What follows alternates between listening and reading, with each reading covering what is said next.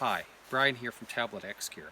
At Tablet X Gear, we produce chest packs, primarily for field users of tablet computers, but people will carry a variety of other equipment with them.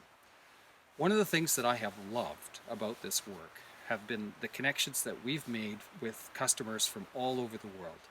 The stories that they have to tell about the types of work that they do, the places that they go for that work, I found so interesting and have enjoyed hearing from customers so much. We thought you might enjoy hearing from them as well, so we've decided to put together a series in which we interview some of these customers and share their stories with you.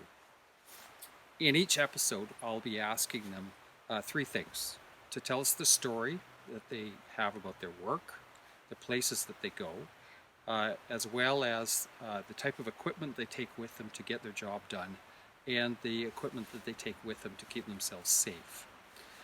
Our first interview will be with Miles Randell of TEAAM Aeromedical. TEAAM, along with their partners Blackcomb Helicopters, provide advanced medical care and transport for anybody who works or plays in the backcountry of south coastal British Columbia. So today we'll be traveling from our headquarters on Vancouver Island to Squamish, British Columbia, Canada, to meet with Miles. Good morning, Brian. Hi, Miles. It's been a while. See you.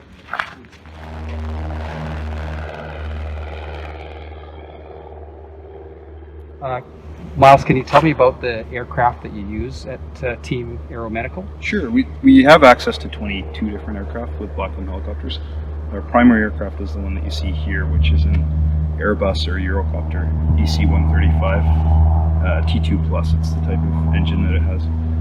So it's a light mid helicopter that will allow us, with its twin engine capability, to not only continue a hoist if we lose an engine, but it'll also allow us to land at hospital helipads. So there's a huge amount of safety involved with it, as well as certification to back that up, that allows us to use it in a bunch of different settings. So the aircraft's size is fantastic. It allows us to actually do more patient care while we're inside the aircraft. The hoist and fixed line capability are huge. That allows us to put a paramedic, nurse, or doctor into just about any terrain, access the patient, provide life-saving care, and then hoist right back up inside the aircraft and transport immediately. Okay, all right, let's go.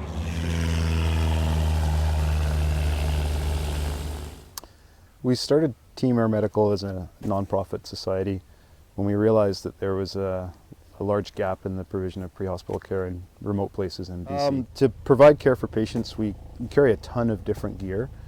Some of the gear we'll carry in the aircraft will include, this is our medical kit. In this kit we've got trauma supplies, we've got a little portable pharmacy with every kind of medication you can imagine. We've got a portable ultrasound, we've got shelters, we've got a drill to drill into your bone if we need to give medications that way, all kinds of different things. Here's our monitor defibrillator. So this will defibrillate a patient. It will act as a pacemaker. It'll do 12 lead ECGs, read how much oxygen you have in your blood, read how much CO2 you're blowing off. It'll tell us if you're bleeding internally, and it'll tell us what your core temperature is. There's all sorts of things it does. This is an automatic CPR device, so this device will do CPR for us up to 3 hours. My personal record with CPR with a successful outcome was 4 hours, and I sure wish I had this machine when we did that, because we were pretty exhausted afterward.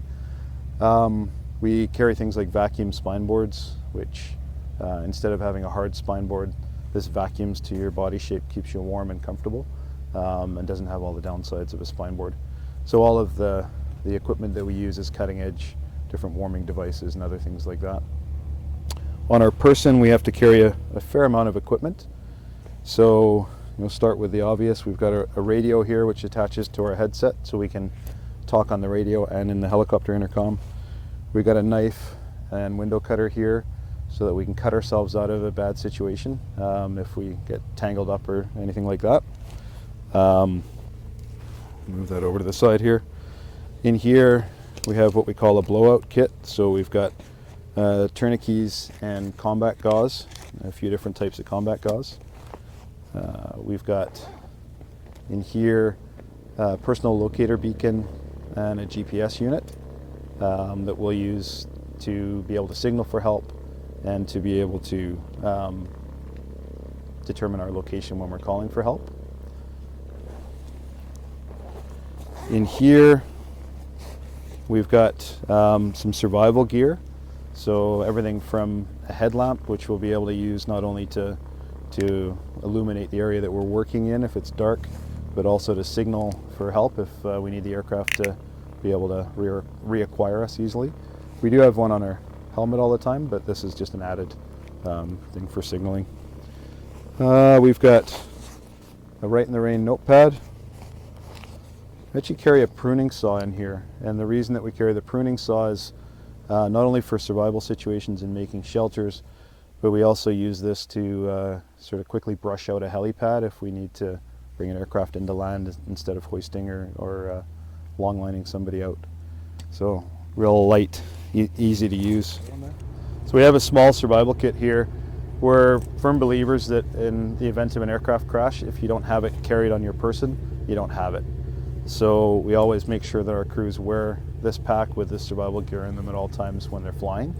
So this has fire starting, shelter building, and signaling equipment in here, and another saw for shelter building. We've got a couple of different types of food bars.